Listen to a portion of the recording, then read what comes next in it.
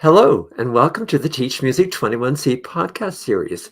I'm Merlin Thompson, the creator and founder of Teach Music 21C, a music teacher's professional development program where we're focused on sowing the seeds that empower and equip our students as lifelong music makers. And I'm joined today by Dyane Rogelstad, a longtime supporter of Teach Music 21C and a graduate of the Teach Music 21C certification program. Dyane, thanks so much for joining in. Oh, of course. It's always fun to talk about things we love. Yeah, and there's lots of directions that we can go today, but I think you've got a special one that we can look at. So I'm going to turn things to you. What should we look at today? I've been thinking a lot about this question of music education as an activity versus an investment. And that can go a lot of different directions, like if you want to survey the parents in the studio, or if you want to chat with the children, or if you just want to leave this whole thing among the teachers who support each other and have in-depth conversations about things like philosophy. For sure. But for today, I was thinking more about having a conversation with my colleagues, my fellow teachers. And instead of thinking more in terms of what parents would say or students would say, especially children, what would teachers say about how we spend our time and our love on working with our students? Yeah. So I made two lists. What is activity? What are the characteristics of an activity, in my opinion, and what are the characteristics of an investment? And I don't think they're mutually exclusive. I think there's a lot in common. Yeah. But there's also some things that are very different. I got to thinking about like a kid's birthday party as an activity. And, you know, there's all kinds of things. There might be a craft or a skill or some one-time thing that they do versus coming week after week for a musical encounter. Sure. And how that is definitely an activity, but I think maybe the grown-ups have a longer-term vision of the skill set or those particular things that might have been happening. Of course, we want to keep it fun, like a birthday party, but we have to create fun that's sustainable to me and has more depth. I don't know. How do you see these two things, Merlin? Yeah, for me, it's really interesting, the two words activity and investment, because in a certain way, they both take the same amount of time and they might require the same amount of effort. But if you look at what's the outcome of an activity? Well, you were busy for a while. The takeaway may be, you may take something away, but if you're thinking of it as an investment, well, then the takeaway and the reflective process comes in. So with an activity, maybe there's no reflective process really necessary. We just went and we participated, and that's enough.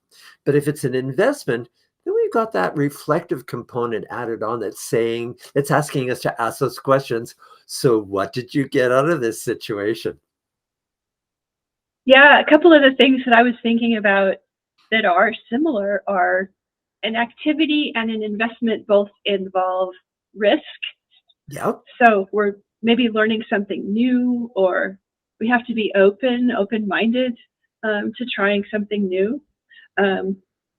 Both things are sort of a shared journey. Yes. There's usually some sort of social interaction, I'm thinking, unless you're in the pool swimming alone, for example. But there's usually a social component because we're human and we have that type of interaction.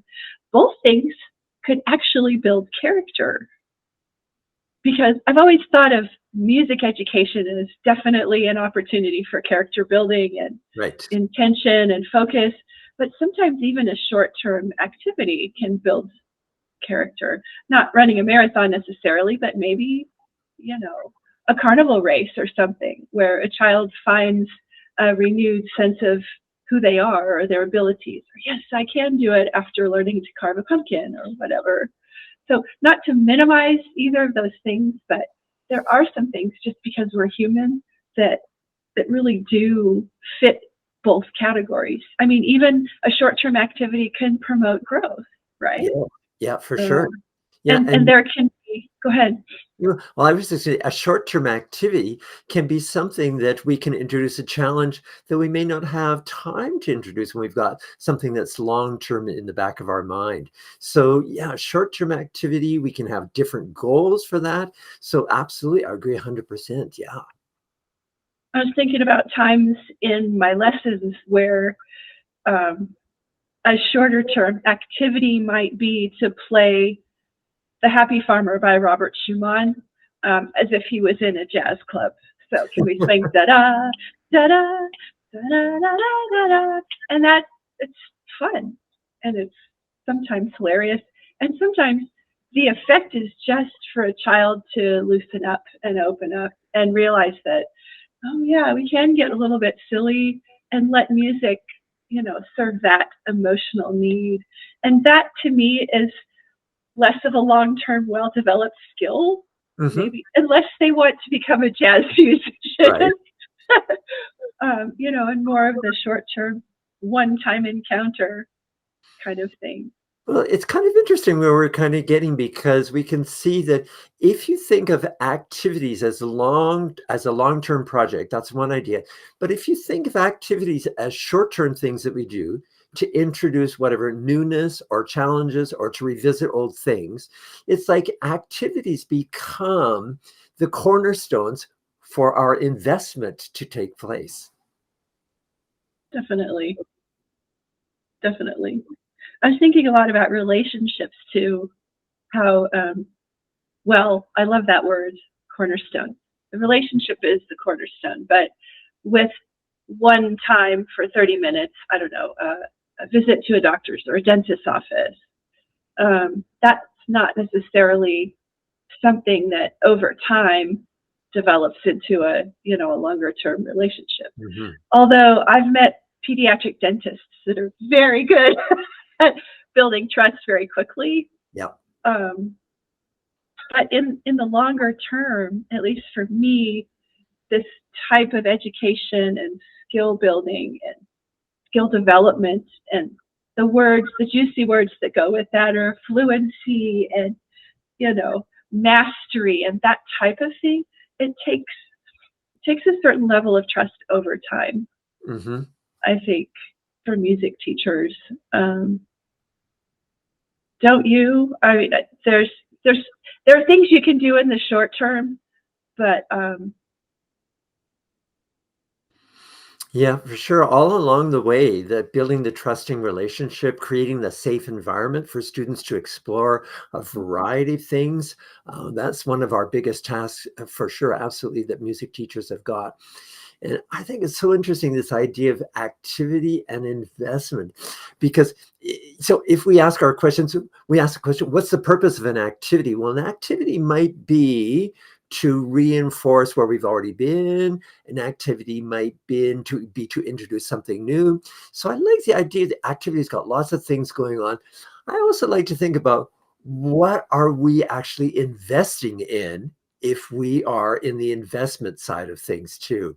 So I think that's an important question to answer. And for me, that then points to the future a lot. So we're investing in certain, for sure, students' current skills, students' current mastery, as you just mentioned. But we're also looking at where are students going to take these skills and where are they going to take that mastery in the future? right, that long term view. And I'll have to say that coming from a perspective of investment has taken a lot of the pressure off the week to week part of my teaching. Sure. Um, I love this idea of taking time. And sometimes, that activity based mindset, you have a checklist. Okay, we've got to get scales, we've got to get some reading skill, review. There's a checklist. And nothing wrong with any of that. But I've managed to let that support a larger idea. It's almost as if the investment part is the umbrella.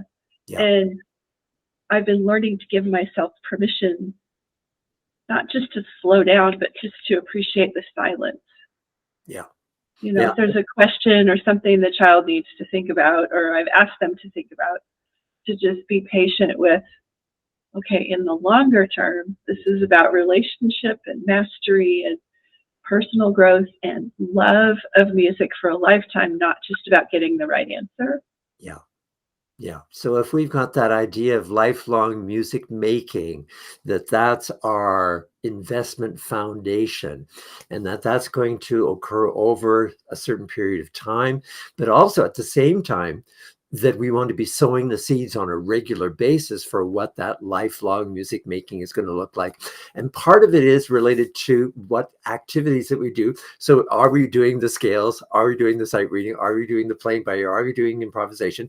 Which of those actually fit with the students? Important to figure out as well. And then we're also thinking about, oh, do I have, am I reinforcing this idea of the chill out piece for me, is a great example for me. Or, last week I asked a couple of my students in junior high, do you think you're practicing just to get ready for your lesson? Or are you practicing as something for you to take for your future? And we talked about a little bit about their friends at school. And a couple of the students said, oh, yeah, they have friends. They only practice. The only reason they practice is to get ready for the next lesson. And so we could see that, yeah, there's value in that, but the long-term investment may not be going on. It's so true. And I don't always think of my students in terms of the age or what grade they're in. It's more just about who they are as a person. And once in a while, I notice, wow, this child has grown about a foot in the last 6 months. This young man, I heard through the grapevine, this young man has interest in a girl for the first time, maybe.